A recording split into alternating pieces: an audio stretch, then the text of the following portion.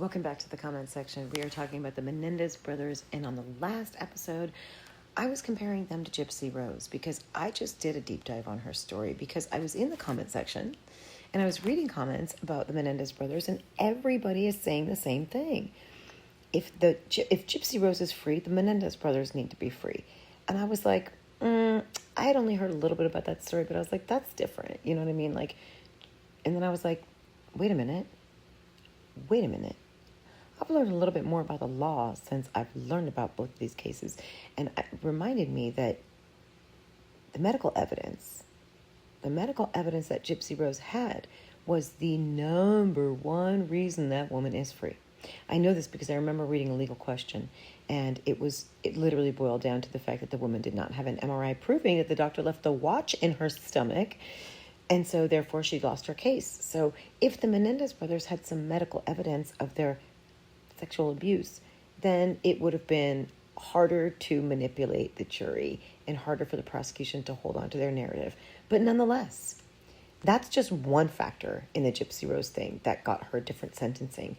Let's continue to talk about the comparisons of why the Menendez brothers are being put on a cross for why didn't you just leave? Why didn't you just leave? Let me remind you guys that Gypsy Rose was exactly the same age as Eric Menendez when these crimes occurred.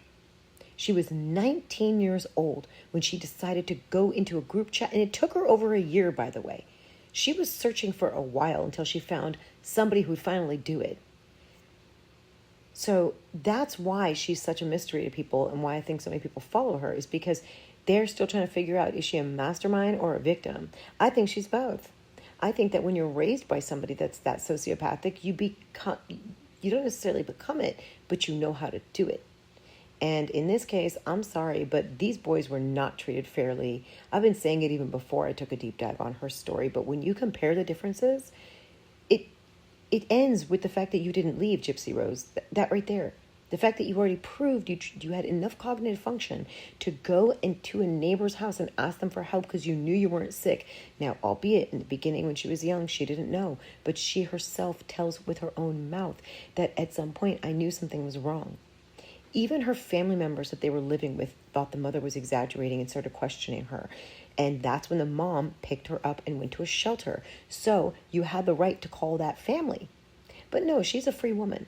So in the comment sections, the number one thing that keeps getting discussed is if she was a man, maybe she'd be in jail, or perhaps if they were girls, they would be free. And I'm starting to believe that. Anyway, thanks for stopping by. I'll see you on the next episode, and have a great day.